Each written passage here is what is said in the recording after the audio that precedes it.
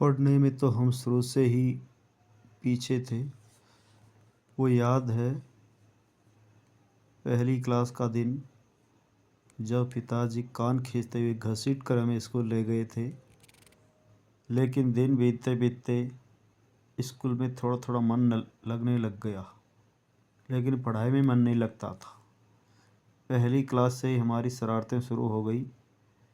गुरुजी जब कुर्सी पर बैठे हुए ऊँघते रहते थे तो हम उनकी छड़ी गायब कर देते थे और बच्चों को सताने लग जाते थे, परेशान करने लग जाते थे। जैसे जैसे स्कूलिंग के दिन बीत रहे थे, पहली, दूसरी, तीसरी, चौथी, पाँचवीं, आठवीं तक आते आते सरकार की मेहरबानी से हम पास होते चले गए, क्योंकि सरकार हमारे जैसे गरीब बच्चों पर, पढ़ाई में कमज़ोर बच्चों पर ध्यान देती है। आठवीं तक किसी बच्चे को फेल नहीं करेंगे। आठवीं के बाद 9वीं क्लास में आए। 9वीं क्लास में भी हम थोड़े थोड़े हमारे टीचर्स की मेहरबानी से गिरते पड़ते पास हो गए। अब 10वीं क्लास आती है। माता पिता ने देख लिया कि भूत के पग पालने में दिखते हैं, ये पास नहीं हो पाएगा 10th क्लास में, इसलिए एक प्राइवेट स्कूल में हमारा एडमिशन करा दिया। प्राइवेट स्कूल में भी हमारी शरारतें जारी थी, लेकिन प्राइवेट स्कूलों में टीचर की थोड़ी कुटाई पिटाई और रोज़ाना भाषणबाजी के कारण हमने इतना तो सीख ही लिया कि चलो पास हो जाएं। ऊपर से सरकार की मेहरबानी, 20% जो हमारे 17 अंक के नंबर मिलते हैं, चलो 10th क्लास में भी नैया पार हो गई। 10th क्लास में थोड़े से ठीक ठाक नंबर आ गए थे। 50% मार्क्स आए थे हमारे। 50% मार्क्स देकर घर वाले खुश है कि ये तो चलो इसके भी लायक नहीं था, चलो हम पास हो गए। घर वाले हमें डॉक्टर जी बनाना चाहते थे, इसलिए हमें साइंस दिला दी। साइंस में हमें 10th क्लास से ही साइंस और मैथ में इंटरेस्ट नहीं था, डरते थे भूत की तरह से, लेकिन चलो क्या करें, घर वालों ने एडमिशन दिला ही दिया तो हम भी आ गई एक प्राइवेट स्कूल में। यहाँ पर वही झिकझिक शुरू हो गई। हमारा तो शुरू से ही पढ़ाई में मन नहीं लगता था। क्लास में शरारतें करना, टीचर जब पढ़ाते थे तो ऊँघते रहना, हमारे जैसे और भी जो स्टूडेंट थे उनसे बातें करना। होमवर्क करते तो नहीं थे, लेकिन लड़कियों से बात करने के बहाने उनकी कॉपी लेते रहते थे। जैसे तैसे करके चलो जी हमारे प्राइवेट स्कूल की टीचर्स की मेहरबानी से हमने 11वीं कक्षा पास कर ली और 12वीं कक्षा में आ गई।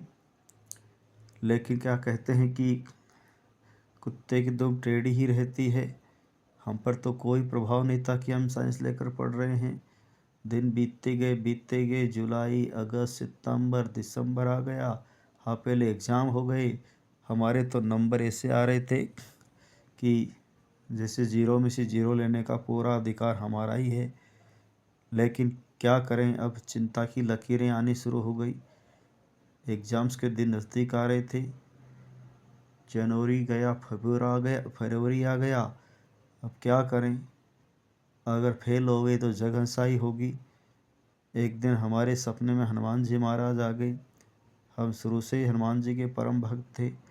हनुमान जी ने दर्शन दिए और कहा कि 1 महीने मेरे 4 मंगलवार के व्रत कर ले, पास हो जाएगा। हमने मंगलवार के व्रत शुरू कर दिए और परीक्षा के दिन आ गए। हम परीक्षा देने पहुंच गए, लेकिन परीक्षा में तो हमें कुछ आता ही नहीं था। पेपर देखकर हम इधर उधर ताक झाँक करते रहते थे, छत की ओर देखते रहते थे। जैसे तैसे करके पेपर हो गए। अब रिजल्ट के दिन आ रहे थे और एक दिन रिजल्ट आया और रिजल्ट आकर देखकर हम तो खुशी से उछल पड़े जी।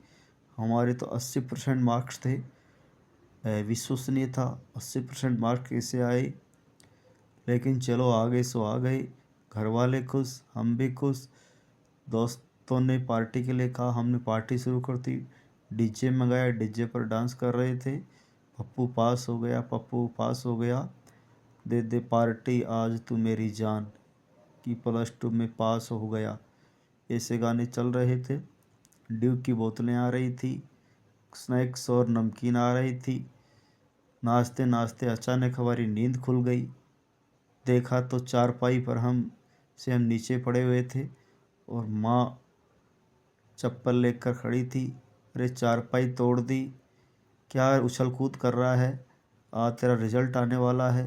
क्या करें दोस्तों, वो सब सपना था। उसी दिन हमारा रिजल्ट आया तो हमारा सपना टूट गया। हम सप्लीमेंट्री आ गए जी फिज़िक्स में। क्या करें दोस्तों, काश ऐसा होता, हमारा सपना पूरा होता। चलो साथियों, ये थी एक में स्टूडेंट की कहानी। तो अगर ये कहानी आपको पसंद आई तो हमारे चैनल किशोर पार्थ चैनल को लाइक करें, सब्सक्राइब करें। और दोस्तों, कहानी अच्छी लगी हो तो इस कहानी का अगला पार्ट देखने के लिए हमारे चैनल को अधिक से अधिक शेयर करना है और सब्सक्राइब करना है। Thank you.